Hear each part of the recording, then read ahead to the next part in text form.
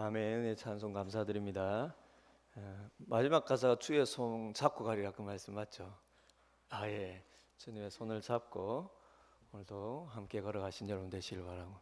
우리 마스크를 끼고 우리가 찬양을 하니까 아, 제가 이런 말씀 드려도 되나 모르겠는데 조금 손에 이 수고를 끼쳐드리는 것일 수 있는데 제가 이렇게 스크린을 보니까 밑에 가사가 이렇게 나오면은 우리가 찬양을 들으면서도 음은 너무나 아름다운데 그 가사 내용에도 은혜를 받을 수 있겠다 싶은데 혹시 안 해도 상관없는데 수고를 조금 더 해주실 수 있으면 찬양대 이 가사가 이렇게 같이 나오면 우리 찬양대 우리 지휘하시는 집사님도 수고하시고 또 방송실도 수고를 해야 되지만 그러면 우리가 그 찬양을 함께 이렇게 하나님 앞에 드리는데 조금 더 좋을 것 같다 생각이 듭니다.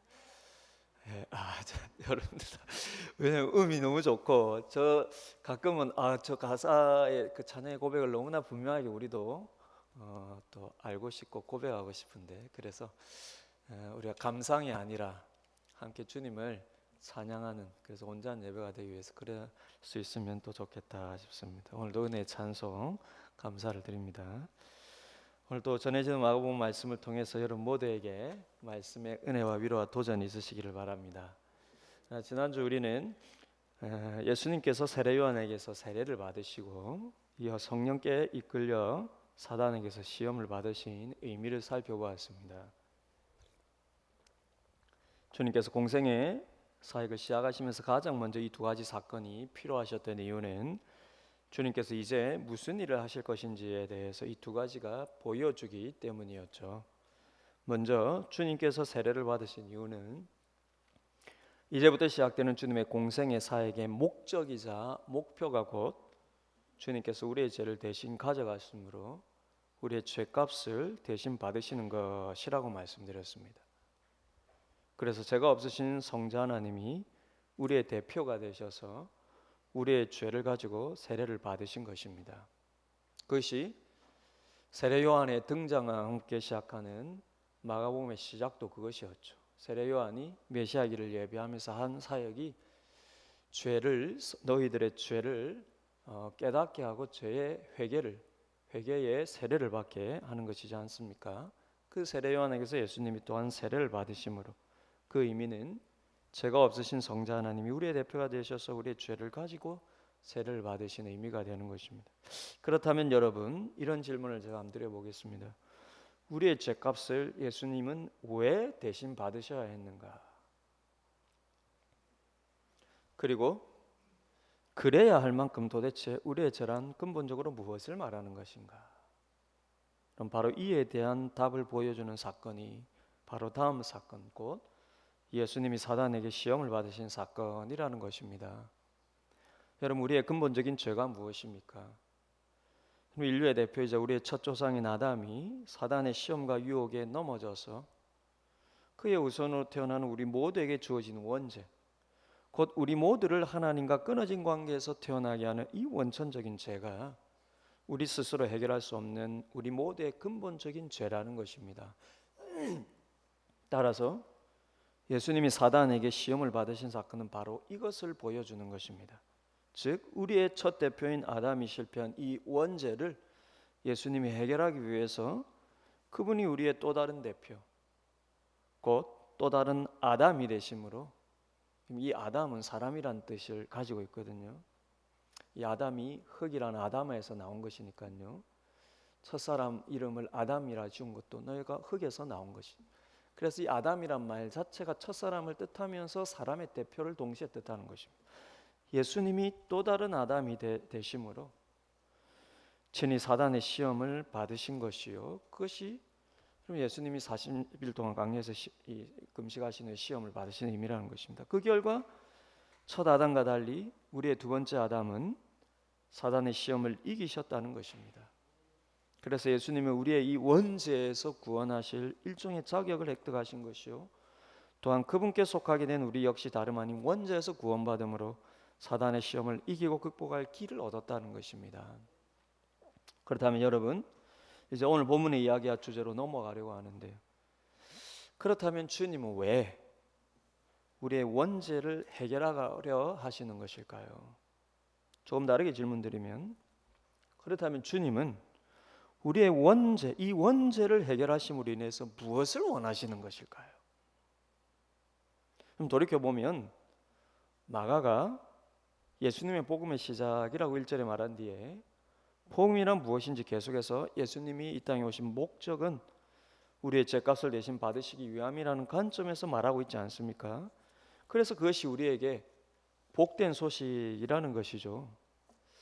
그렇다면 우리의 입장이 아닌 하나님의 입장에서 생각해 보면 조금 더 근본적인 의문이 생기지 않겠습니까? 즉, 우리의 입장에서는 우리가 해결할 수 없는 이 원죄를 예수님이 대신 해결해 주시기 때문에 이게 우리에게 복음인데요. 그렇다면 하나님의 입장에서는 왜 우리의 죄를 그분이 대신 받으시면서까지 우리를 구원하려 하시는가라는 것입니다. 곧 그분의 우리의 죄를 대신함으로 우리의 죄에서 우리를 구원하시려는 그분의 목적이 무엇일까요?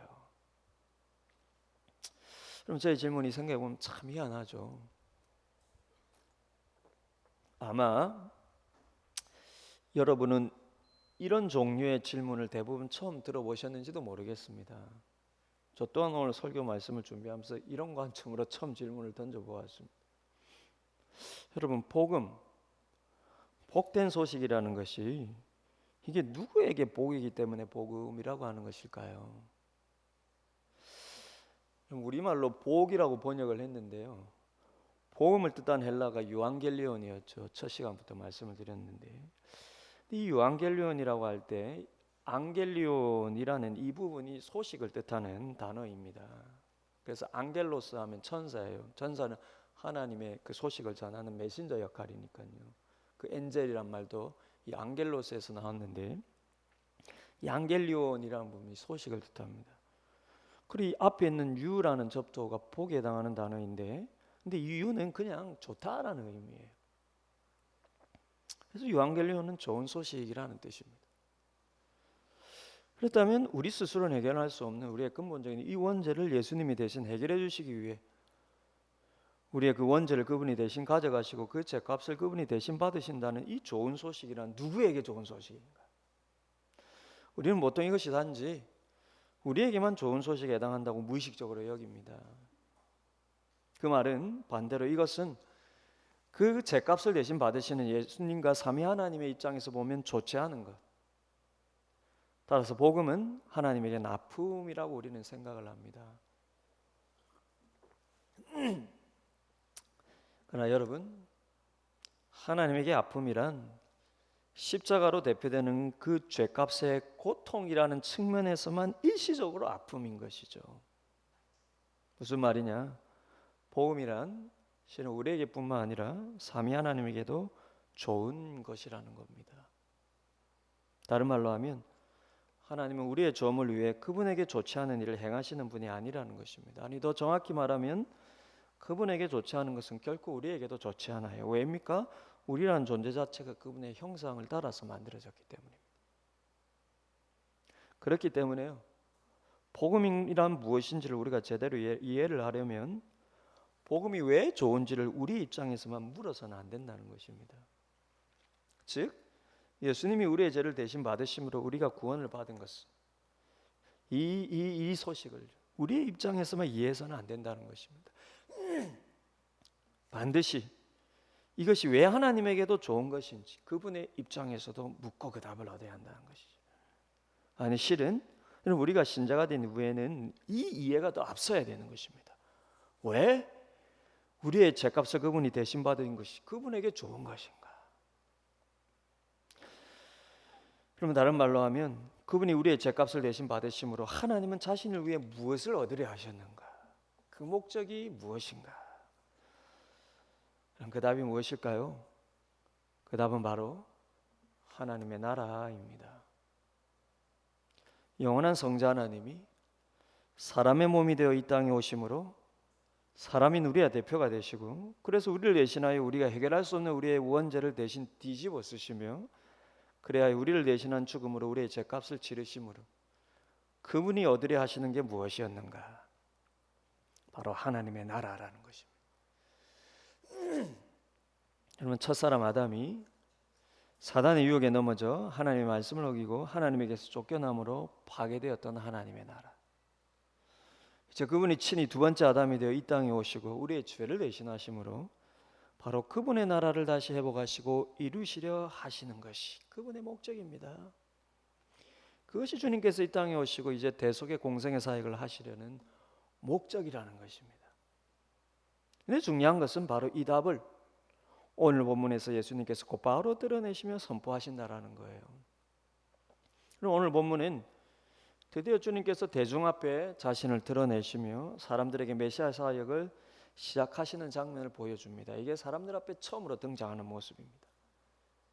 그럼 14절에 의하면 그때는 요한이 잡힌 후라고 말씀을 하십니다.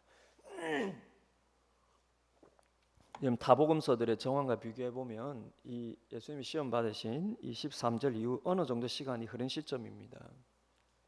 메시아의 길을 예배하기 위해 회개의 세례를 베푼 세례 요한의 사역은 여기까지입니다. 그는 잡힐 뿐만 아니라 이후에 헤롯에 의해 순교를 당하게 됩니다.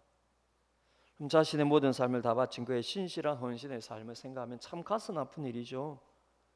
누가복음에 기록된 그의 출생 기사를 보면은 세례 요한은 예수님보다 단지 6개월 먼저 태어났을 뿐입니다. 그러니 세례 요한은 30이라는 아주 젊은 나이에 이 땅의 삶을 마감한 것입니다. 하지만 하나님의 입장에서는 안타까운 것이 아니라 그에게 맡기신 모든 사역을 마무리하게 하시고 이제 그분의 나라로 불러가셔서 안식하게 하시는 것입니다. 그럼 일전에 요시아 왕에 대해서도 잠깐 말씀을 드렸지만 구약에서 누구보다 가장 신실했던 요시아 왕도 젊은 나이에 전쟁에서 전사하지 않습니까? 하나님을 위해서 자기 모든 것을 바친 요시아 왕이에요. 죽음은 너무나 인간적으로 보면 허무한 전쟁에서의 전사였습니다. 하지만 하나님께서는 미리 말씀으로 남유다 왕국을 심판하시기 전에 그를 먼저 불러가겠다 하셨고 그래서 유다에 대한 심판을 그는 보지 않으리라는 것을 축복처럼 예언을 해주셨습니다. 그러니 여러분 신실한 주님의 종들이 일찍 부르심을 받아 이 땅을 떠나는 것이 우리의 마음에는 슬픔이지만 하나님의 입장에서 보면 그들 개인에게는 영광의 면류관을 씌워주시는 때요 뿐만 아니라 하나님께서 이 땅의 구속 역사를 이루어 가시는 데 있어서 그들 각자에게 작정하신 것은 다 이루셨다라는 것입니다. 세례 요한의 죽음도 마찬가지입니다. 하나님께서 그에게 맡기신 예수님의 공생의 사역을 예배하는 임무는 이제 마무리가 되었습니다. 예수님께서 사람들 앞에 나타나심으로 인해 그는 더 이상 광야에서 외칠 필요도 사람들에게 세례를 베풀 필요도 없어졌습니다. 아니 이제는 그가 나타나면 안 되는 때예요. 하나님 입장에서. 그러니 하나님께서 그의 사명을 마감하고 불러가심으로 이제 사람들의 시선은 그가 지목했던 예수님에게로 모두 쏠리게 된 것입니다. 어떤 면에서 그는 사역뿐만 아니라 이렇게 마지막 죽음으로까지 사람들의 시선을 모두 예수님에게 돌렸던 오직 하나님의 영광만을 위해 살았던 믿음의 사람이었습니다. 그의 죽음과 함께 이제 주님께서 다시 고향 갈릴리로 돌아오셔서 그분에게 친숙한 지역의 사람들로부터 그분의 사역이 이렇게 시작이 된 것입니다. 그런데 여러분 우리 세례 요한의 죽음도 하나님의 입장에서 볼 필요가 있는데요. 그 하나님의 입장에서도 하나님께서 예수님을 이 땅에 보내시고 이제 공생의 사역을 시작하시려는 그분의 목적의 입장에서 보아야겠죠. 그렇게 해서 이제 세례 요한은 사라졌고 예수님이 그러면 사람들 앞에 이제 공식적으로 등장을 하게 된 것입니다. 그런데 중요한 것은 세례 요한이 예배했고 그래서 그분이 드디어 등장하시면서 하시려는 그분의 사역, 그분의 목적이 무엇인가? 그럼 우선 14절은 이렇게 말씀합니다. 요한이 잡힌 후 예수께서 갈릴리에 오셔서 하나님의 복음을 전파하여. 마가복음 1장 7절을 다시 보시면 세례 요한도 전파를 하였습니다. 그러나 예수님이 전파한 것과는 차원이 다릅니다. 세례 요한은 단지 회개의 세례를 전파하면서 죄사함을 가져다 줄 진짜 메시아가 곧 오시리라는 것을 전파했다면 이제 그 예수님이 오셔서 전파하시는 것은 진짜 하나님의 복음, 유앙겔리온 그 자체입니다. 그렇다면 주님께서 사람들에게 나타나셔서 가장 먼저 직접 전하신 하나님의 복음, 유앙겔리온 좋은 소식이란 무엇인가? 이제 그것이 나오는데 다음 15절에서 예수님이 이렇게 선포하신다는 것이죠. 이르시되 때가 찼고 하나님의 나라가 가까이 왔으니 회개하고 복음을 믿으라. 때가 찼고 하나님의 나라가 가까웠다는 것입니다. 회개하고 복음을 믿으라. 회개하라는 것은 세례 요한이 미리 예배했던 사역입니다. 그분이 오셔서 회개하고 복음을 믿으라 똑같은 말을 앞서서 왜 너희가 회개하고 복음을 믿어야 하는가? 바로 복음이 너희에게 왔기 때문에, 즉 하나님의 나라가 너희에게 왔다라는 것입니다. 그것이 복된 소식이라는 거예요. 때가 찼고 하나님의 나라가 가까이 왔다. 즉 하나님의 나라가 다시 이루어질 때가 이제 이르렀다는 것입니다. 여러분, 하나님의 나라, 이것이 주님께서 공생의 사역을 사람들 앞에서 시작하시면서 가장 먼저 선포하시고 전해주신 기쁜 소식, 즉 복음인 것입니다. 그러므로 주님께서 우리의 대표가 되시기 위해서 우리와 같은 몸으로 이 땅에 오셔서 우리의 죄값을 대신 받으려 하시는 목적은 이 하나님의 나라를 다시 이루시기 위함이라는 것입니다. 그럼 제가 왜 이것을 지금까지 이렇게 정황하게 말씀을 드리냐면요,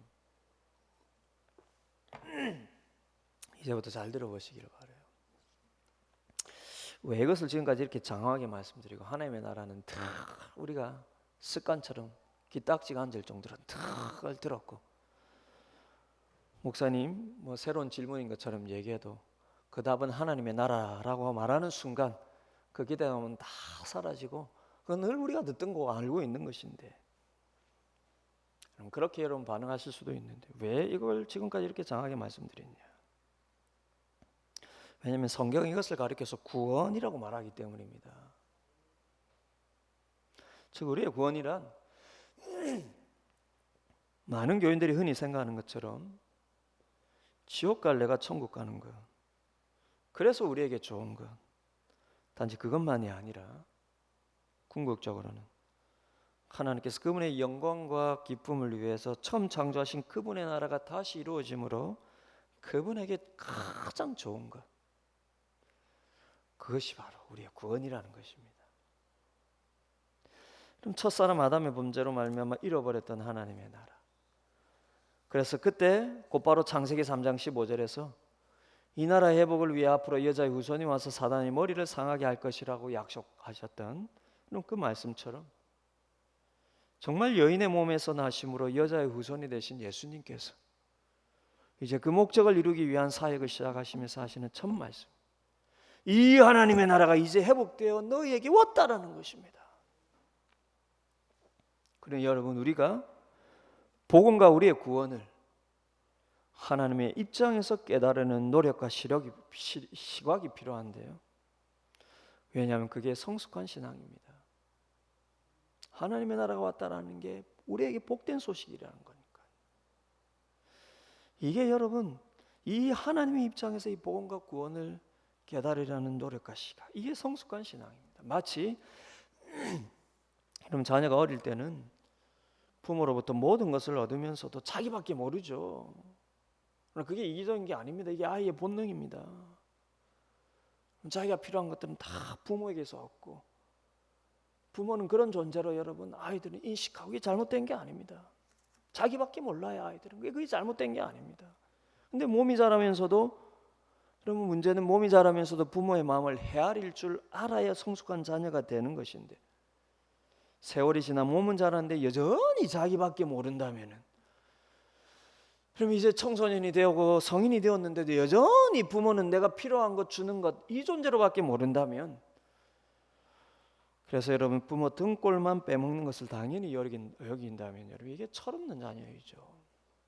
몸은 자랐는데 그럼 생각은 어린아이 수준에 머물러 있는 철없는 아이입니다. 마찬가지로 우리의 신앙이 자라기 위해서는 복음과 구원을 하나님의 입장에서 깨달으려는 시각이 필요해요.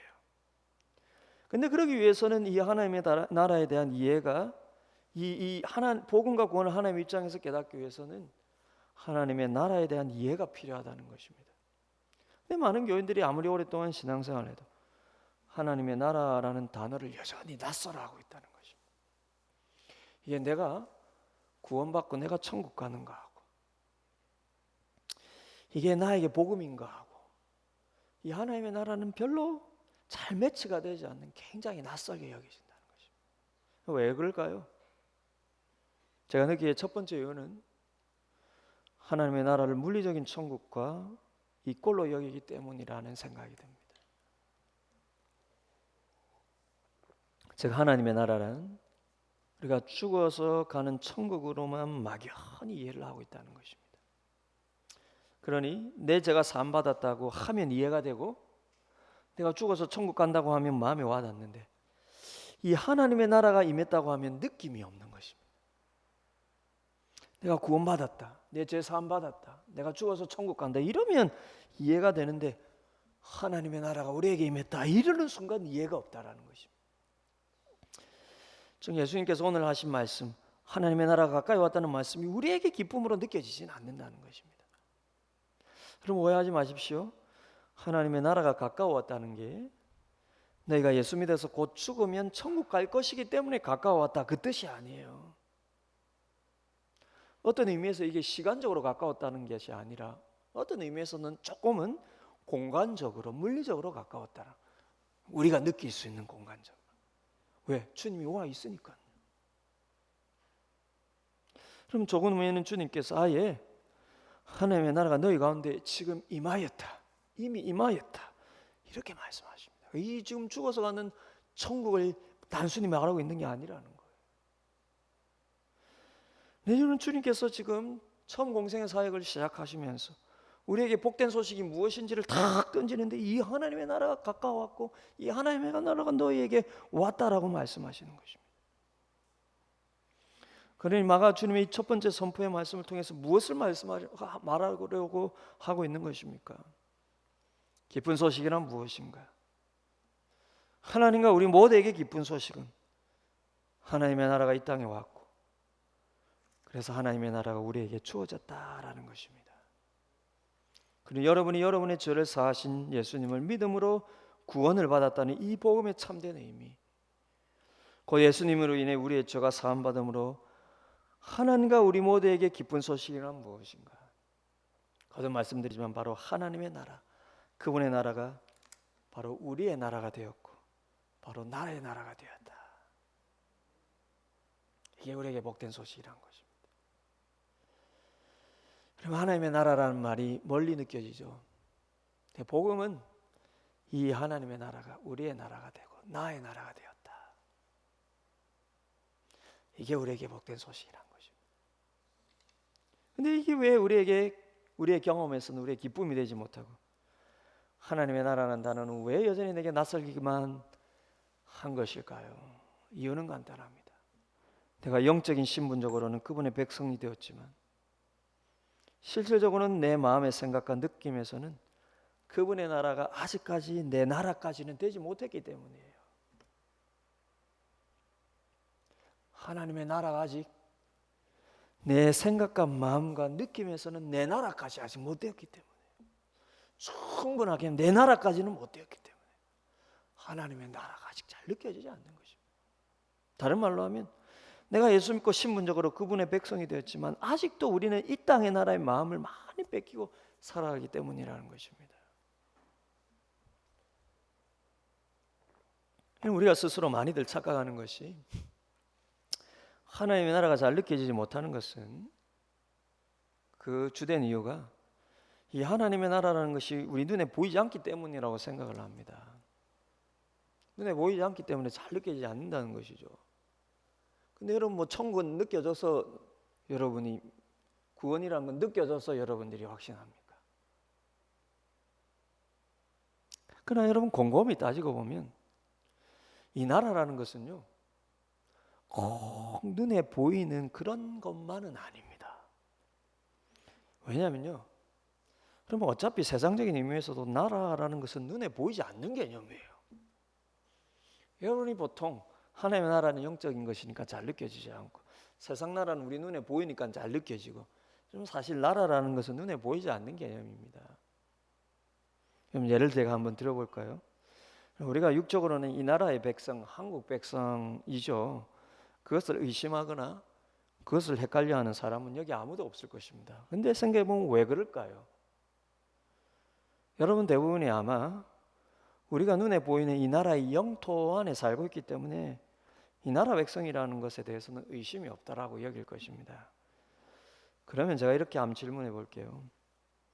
그렇다면 이 나라 영토 안에 이 나라의 국적을 가지면서도 이 나라 백성인 것을 헷갈려하는 사람이 있을까요? 이 나라 영토 안에 살면서 이 나라 국적을 가지고 살면서도 이 나라 백성인 것을 헷갈려하는 사람이 있을까요? 예, 있다라는 것입니다. 누굴까요? 다른 나라에서 이민 와서 한국 국적을 따신 분은 이 나라에 있고 이 나라 백성으로 살면서도 이 나라가 내 나라가 아니라는 느낌을 받을 때가 훨씬 더 많습니다. 반대로 해외에 있는 우리 국민들 중에요, 그 나라 시민권을 따신 분들은 어떻겠습니까? 제가 잠시 영국에 있을 때요, 영국 국적을 가진 분들이 굉장히, 영국 시민권을 따신 분들이 많습니다. 굉장히 노력해서 따요. 그러면 그분은 그 나라에 살고 그 나라 국적을 가졌기 때문에 그 나라 백성으로 여길까요? 그렇지 않습니다. 그 나라 백성으로 낯섦을 훨씬 더 많이 느낍니다. 특별히 우리나라는 이중국적이 인정이 안 되기 때문에, 예를 들면 미국 시민권을 따면 자동적으로 한국 국적은 말소되지 않습니까? 그렇다면 그들은 이제 미국 시민이에요. 그래서 실질적으로 법적으로 미국 보호를 받습니다. 우리가 몇 년 전, 1년 전인가요? 북한에 이렇게 억류되어 있던 미국 시민들, 여러분 그 굉장히 이 미국과 북한 간의 화해 모드가 조성되었을 때 그 억류됐던 북한의 시민을 이렇게 보내주지 않습니까? 그래서 굉장히 미국 대통령이 자기의 업적으로 굉장히 흐뭇해하면서 그 공항에서 마중하지 않습니까? 그런데 우리가 깜짝 놀랐던 게 뭡니까? 우리나라 사람인 거예요. 여기 법적으로 말고요, 한국인인 거예요. 근데 그들은 한국 국적이 아니라 미국 시민권자이기 때문에 미국 법에 의해서 미국의 보호를 받고 있는 것입니다. 그리고 미국 땅이 있지 않습니까? 그런데 생각해 보면 얼마나 수많은 미국의 이민자들의 마음에 그 땅의 낯섦을 여기고 있습니까? 물론 비유의 한계는 있습니다. 그러나 제가 말씀드리고 싶은 것은 나라라는 개념은 비단 영토만의 문제가 아니에요. 그럼 무엇일까요?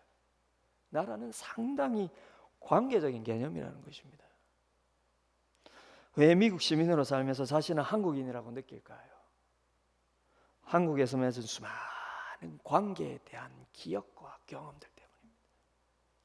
피부색은 여러분 똑같은 이 한국 사람이라 할지라도 미국에서 태어나서 미국에서 살아가는 여러분 2세, 3세는 전혀 그런 마음 못 느낍니다. 2세는 부모의 관계 속에서 조금 느낄지 몰라도 3, 4대가 느껴 넘어가면요, 피부색은 한국인이라도 그럼 그 나라에 대한 낯섦을 못 느낍니다. 왜냐하면 한국이라는 나라에 대한 관계 경험이 없기 때문이에요. 한국의 통치자들과의 관계 속에서 살아왔던 삶의 경험, 한국의 통치자들에 의해서 통치되는 나라 안에 살아왔던 그 경험이에요. 그리고 한국 백성들과의 관계에서 살아왔던 삶의 경험. 이민자들은 그 관계의 기억이 자신은 한국인이라고, 법적으로는 미국인이라도 심정적으로는 한국인이라고 느끼게 만드는 것입니다. 자, 여러분 이제 우리의 이야기로 돌아와서 하나님의 나라가 우리에게 왔다는 것이 무엇을 의미할까요? 그리고 이것이 왜 우리에게 기쁜 소식이라고 하나님이 가지고 온 것일까요? 왜 이것이 우리에게 기쁜 소식이라고 하나님 앞에 가져왔고, 그래서 예수님이 이제 대중 앞에 다 나타나셔서 드디어 선포하시는 그 복음의 시작이 하나님의 나라가 임하였다라는 거예요. 이거 너희들에게 가장 기쁜 소식으로 가져온 거야, 이렇게 말씀하시는 거예요.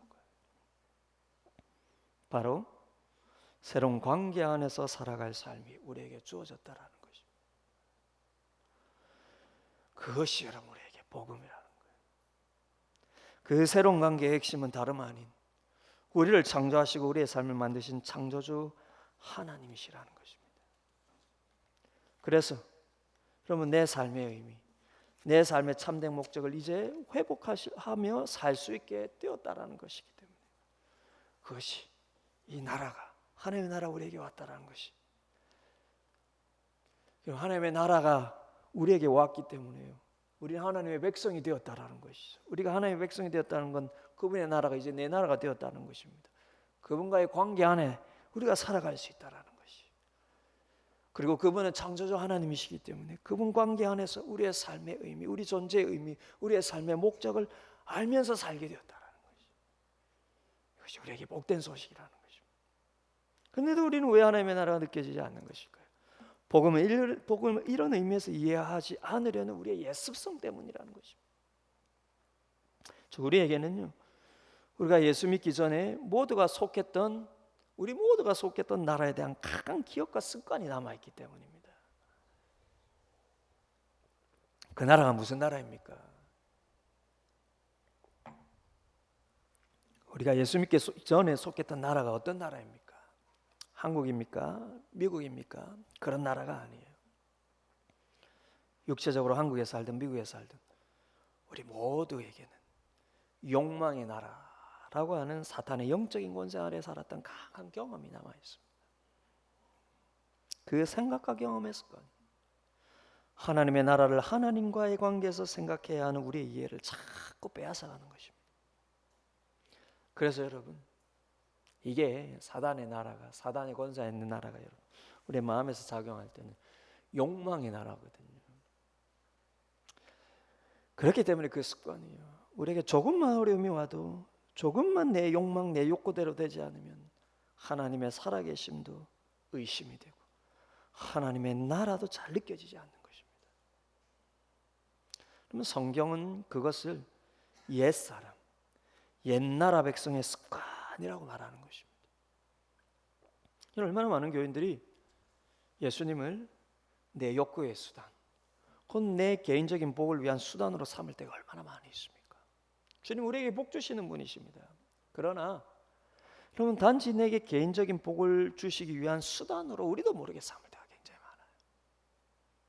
그러니 처음 예수 믿을 때야 예수 믿고 구원받았다는 감격이 있었는지 모르지만 계속 신앙생활하면서 우리도 모르는 사이에 예수님이 내게 기쁨으로 다가오려면 뭔가 내 신앙의 열심으로 내가 원하는 어떤 보상을 받는 느낌이 와야 한다. 우리도 모르게 여기고 있다는 것입니다.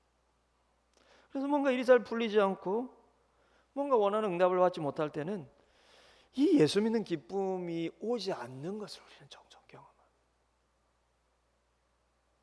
그러나 주님께서 우리 때문에 친히 그러면 죄인의 세례와 시험을 받으시고 사람 앞에 나타나셔서 기쁜 소식을 전하시면서 하신 이 첫 말씀, 하나님의 나라가 너희에게 가까이 왔다, 하나님의 나라가 너희 가운데 임하였다라고 말씀하시는 것입니다.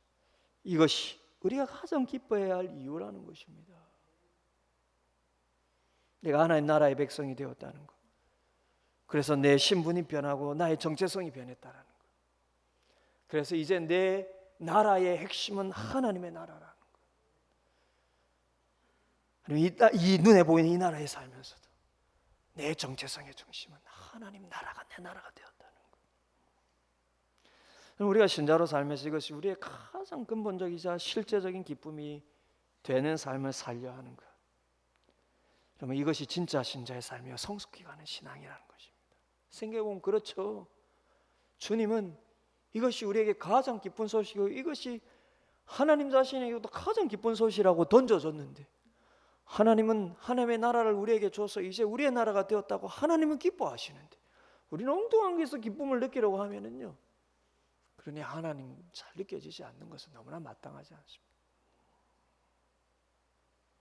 그러니 여러분, 주님께서 우리에게 가져오신 그 복음의 핵심이 무엇인지, 우리가 하나님이 기뻐하시는 하나님 입장에서 이렇게 바르게 이해할 때요,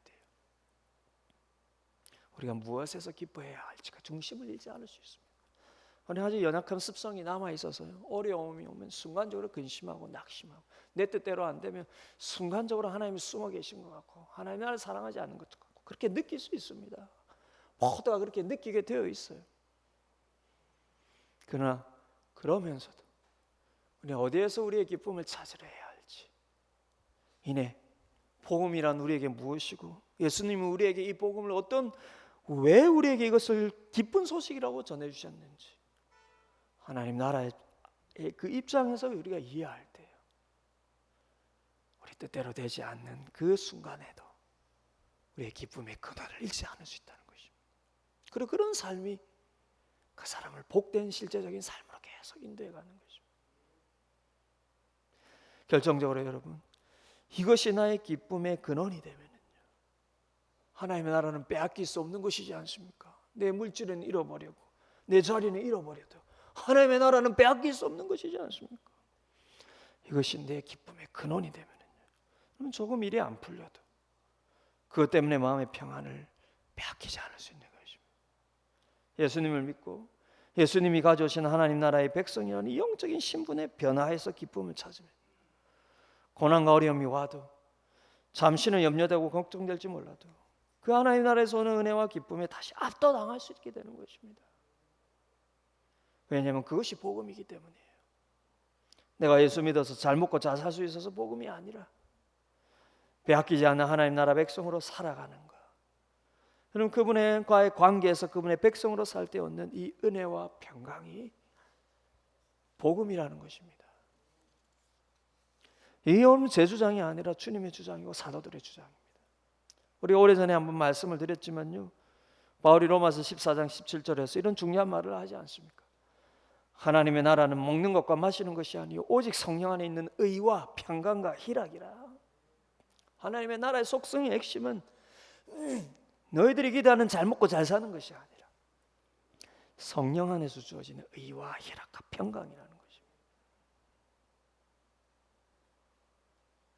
여러분, 주님께서는 하나님의 나라를 가져와서 우리에게 주셨습니다. 그래서 우리는 그 나라의 백성이 되었습니다. 단지 백성이 되었다는 신분증만 주신 게 아니라 실제 성령의 임재와 인도라는 효력도 주셨습니다. 우리가 좀 못 먹고 좀 못 마시고 좀 내가 원하는 것 좀 덜 이루어져도요, 성령이 우리에게 임재하시고 우리의 삶을 인도하는 것과는 조금도 문제될 것이 없어요. 좀 힘든 일 만나도, 장시는 낙심할 만한 어려움 속에 살아도 내가 그분 안에서 누구인지 알고 살면서 그분이 여전히 나와 나의 가정의 삶에 함께 하심을 믿고 사는 것. 그럼 그 영적인 의식 속에 희한하게 성령께서 주시는 삶의 원동력과 보람과 기쁨이 있다는 것입니다. 그게 하나님 나라의 증거라는 것입니다.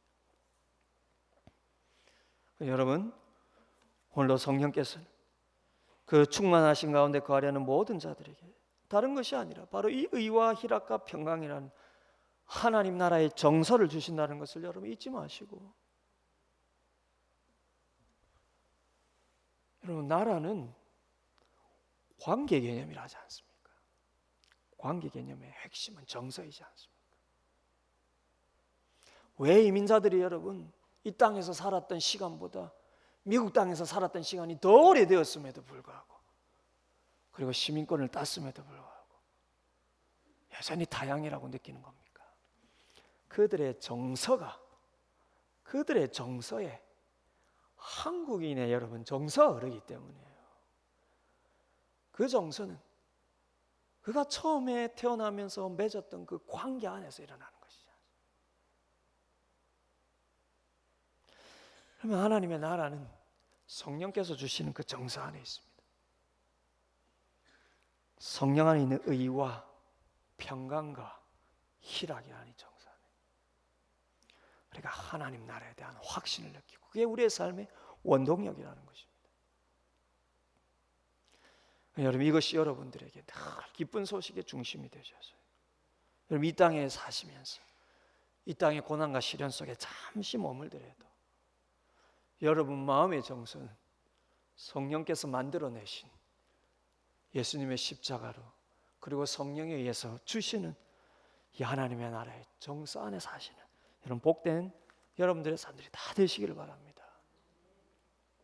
한 가지 더 살펴보려는 것은요, 이어지는 본문에서 주님은 이렇게 다시 회복시키시고 다시 가져오신 하나님의 나라를 이제 보여주시고 가르쳐 주시면서, 그래서 함께 하나님의 나라를 위한 동력자로 삼기 위해 제자들을 부르시는 장면으로 넘어갑니다.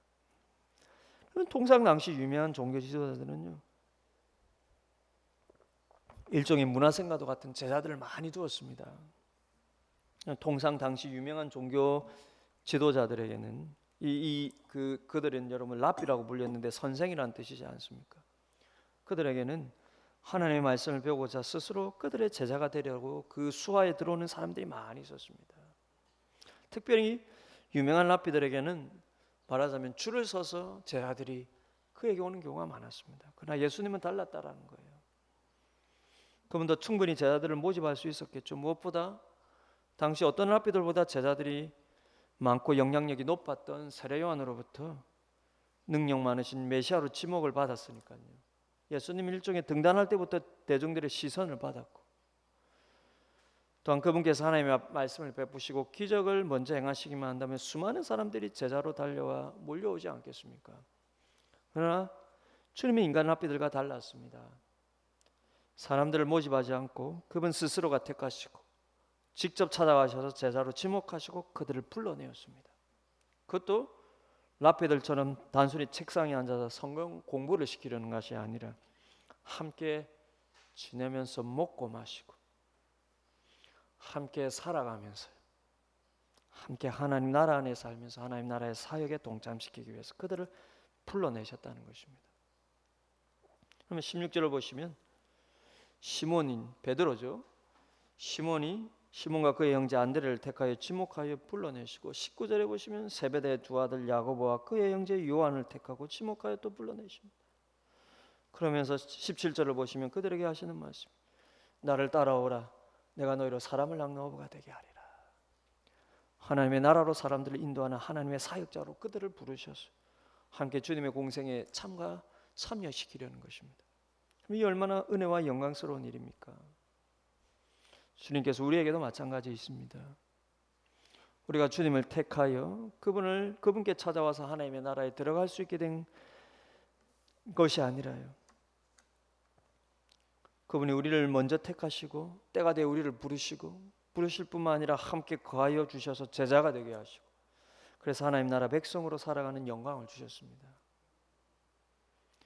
왜 그렇습니까? 이 관계 맺음이 복음이기 때문입니다. 하나님의 나라는 하나님과 그분의 관계의 나라요, 그분 안에서 그 백성들 간의 관계의 나라이기 때문입니다. 그분께서 친히 자기 사람을 불러서 그들과 관계 맺으시고, 그래서 그분 안에서 그들이 또한 서로를 관계 맺게 하시는 것입니다. 이게 복음이고 은혜인 것이죠. 그래서 여러분, 하나님의 나라는 나만 예수 잘 믿으면 느껴지는 나라가 아니라 함께 그분 안에서 기쁨과 행복을 나누려고 해야만 느껴지는 나라라는 것입니다. 여러분, 그게 교회이지 않습니까? 여러분, 주님께서 택하신 제자들을 보십시오. 아주 일상의 평범한 사람들입니다. 유명한 랍비들이 똑똑한 학생들을 가려 뽑은 것과 달리 그들은 갈릴리 출신으로, 이 예수님 자신이 갈릴리 출신으로요, 같은 갈릴리 출신의 평범한 어부들을 택하셨습니다. 물론 베드로와 안드레, 요한과 야고보는 우리가 보통 생각하는 것처럼 완전히 무식하고 가난한 어부들은 아니었습니다. 그럼 오히려 이 요한과 야고보는요, 세베대의 두 아들이라고 하지 않습니까? 이 세베대는 품꾼들을 데리고 어업을 했던 일종의 여러분 그 어업 경영자였습니다. 아예 가난한 사람들은 아니었어요. 그러나 그 안에는 여러분, 그렇다고 여러분 그들은 또한 부자들도 아니었습니다. 적어도 교육을 못 받고 정도로 무식한 그런 자들은 아니었지만, 그렇다고 여러분 예루살렘의 그 뛰어난 랍비 아래 있는 종교적인 엘리트들도 아니었습니다. 그저 유대인들에게는 촌놈이라고 무시받던 갈릴리의 평범한 사람들 뿐이에요. 그 안에서도 조금은 그래도 넉넉했던 사람이지만 12 제자들 안에서는요, 그들보다 더 가난했던 사람들도 있습니다. 주님은 여러분 다양한 사람들을 이 하나님 나라의 관계 안으로 들여 놓으신 것입니다. 여러분, 대표적인 것이요, 12 제자들 중에 마태는 당시 사람들이 손가락질하던 세리 출신이었습니다. 그러면 세리는 가장 친로마적인 사람들이에요. 일반 유대인들의 적대감을 가장 많이 받았던 사람들입니다. 그런데 흥미롭게도 후에 12 제자가 되는 이 주님의 제자들 중에는 반대로 반로마 세력인 열심당원 중에 사람도 있었습니다. 그 사람이 셀롯인 시몬이라는 사람이에요. 이 셀롯이라는 뜻은 말하자면 열심당원이라는 뜻. 근데 비유컨대 여러분, 마태는 친일파요, 시몬은 독립운동가 출신이라는 것입니다. 그럼 하나님의 나라는 이 세상에 우리가 살면서 가진 이 세상 나라의 가치관과는 다른 종류의 가치관으로 서로 관계를 맺고 있는 나라입니다. 정치적인 색깔은 달라도 함께 하나님 나라의 백성이 될 수 있는 것은요, 이 세상 나라는 하나님의 동지도 아니요 적도 아니기 때문입니다. 이 세상 나라는 때에 따라서 사단이 사용하기도 하지만 동시에 하나님도 사용하는 나라예요. 이 세상 나라가 하나님 나라의 반대가 아니라, 하나님 나라의 반대는 여러분 영적인 사단의 나라고요, 이 세상 나라는 이것과는 다른 종류의 평행선으로 가는 나라입니다. 이 나라는 사단도 쓰고요, 하나님 나라도 그 주권 아래서 하나님도 사용하시는 나라예요. 이 여러분 세상 나라의 여러분 그 가치관의 생각이 여러분 어떻게 다를지라도 주님 나라에 들어와서 함께 관계를 맺는 것은 전혀 다른 문제라는 거예요. 하나님 나라의 백성으로 서로를 여러분 받아들이고 느끼는 데는 전혀 문제가 되지 않는다는 것입니다. 왜 우리가 하나님의 나라를 잘 느끼지 못합니까? 하나님과의 관계와 하나님 안에서 우리와의 관계 안을 우리가 중요하게 여기지 않고 있기 때문에, 우리가 생각하는 여러분 신앙과 신앙의 성숙과 우리에게 기쁜 복음의 소식의 의미를 여러분 다 내 삶, 내 삶 안에서 일어나는 그저 내 안에서의 관계로만 생각하기 때문에 하나님이 내게 무엇을 줄 수 있는지, 교회가 내게 무엇을 줄 수 있는지 그 관계 안에서만 생각하기 때문에, 그러나 주님께서요 우리에게 가져오신 이 복음이 하나님의 나라라는 것은, 그 나라는 그분과 맺는 관계의 나라예요. 그분 안에서 그분의 백성들이 서로 맺고 있는 관계인 것입니다. 그러니 사랑하는 여러분, 여러분이 먼저는 오늘 주신 이 말씀처럼 주님께서 이것이 너에게 복된 소식이고 나에게도 복된 소식이야 라고 던지신 이 말씀처럼 여러분들에게 이미 하나님의 나라가 우리에게 왔고, 이 나라가 내 나라가 되었고, 이 나라가 우리의 나라가 되었다라는 것을 늘 잊지 마시고, 우리가 이 땅에 살고 이 땅의 백성으로 이 땅의 시민권을 가지고 살아가면서 우리의 영적인 정체성은 하나님의 나라라는 이 영적인 정체 속에서 내 삶을 늘 이해하면서 그 안에서 함께 하나님의 나라의 백성이 된 우리 안에 그 관계에 의와 일학과 한평이 더불어 그 열매가 맺어짐으로 여러분 삶에서 모두, 그리고 여러분 가정에서, 우리 교회에서 하나님의 나라라는 것이 실질적으로 우리 마음에 느껴지고 이것이 우리에게 가장 복된 은혜가 되고, 그리고 이 은혜 안에 사람들을 동참시키시는 여러분 그들은 하나님 나라의 사역을 우리가 함께 하기를 원합니다. 그럼 마지막으로 한 가지 말씀을 드리면은, 요즘 요한일서로 여러분 사역 설교를 이제 다시 시작을 했는데, 요한일서 1장 3절에 보면은 사도 요한이 이런 말을 합니다. 우리가 보고 들은 바를 너희에게 전함은 우리로 너희와 사귐이 있게 하려 함이니, 우리의 사귐은 아버지와 그의 아들 예수 그리스도와 더불어 누림이라. 무슨 말입니까? 우리가 복음을 전하는 목적, 우리가 복음을 전하는 목표는 바로 너희와 우리와의 관계를 위해서라는 거예요. 그리고 그 관계의 핵심은 우리가 예수 그리스도로 말미암아서 삼위 하나님과 관계를 맺게 된 그분 나라 백성으로 살아가는 이 관계 안에 있다는 거죠. 그러니 여러분, 우리가 예수님을 통하여서 하나님의 나라가 내 나라가 된 여러분 이 은혜 안에서 살아가고, 이 은혜 안을 같이 받은 사람들과의 관계 안에서 살아가고, 이것이 여러분 하나님의 나라라고, 이것이 우리에게 기쁨이에요. 이것이 우리에게 복된 소식인 것을 여러분들이 늘 의식하시고 깨달아가시고, 여러분 어떤 형편 속에서도 여러분들이 복된 인생이라는 것을 여러분 하나님과의 관계에 있어서, 그리고 이 교회 안에서 충만하게 여기시는 여러분 다 되시기를 주님의 이름으로 축복을 드립니다. 오늘 말씀을 생각하면서 한번 기도했으면 좋겠습니다. 주님, 우리가 복음을 잘못대로 이해하여서 정말 이 복음이 우리에게 기쁜 소식이라고 하는데 우리가 살아가면서 이것이 나에게 기쁘지 못한 것으로 느끼는 얼마나 많은 때가 있습니까? 오늘 말씀을 통하여서 우리가 복음을 우리의 이전에 습성 들었던 옛나라의 관점에서 생각했던 것을 용서하시고 그저 복음을 내가 생각하는 복의 수단으로 예수님을 믿었다 그렇게 생각했던 것들을 용서하여 주시고 하나님의 나라가 내 나라가 되었다라는 이 소식이 나에게 어떤 상황 속에서도 기쁨이 되는, 그리고 우리가 서로의 관계 안에서 이 기쁨을 함께 나누는 복된 은혜가 나와 나의 가정과 우리 교회에 충만하게 해 주옵소서. 오늘 말씀 생각하면서 같이 한번 기도하시겠습니다. 은혜로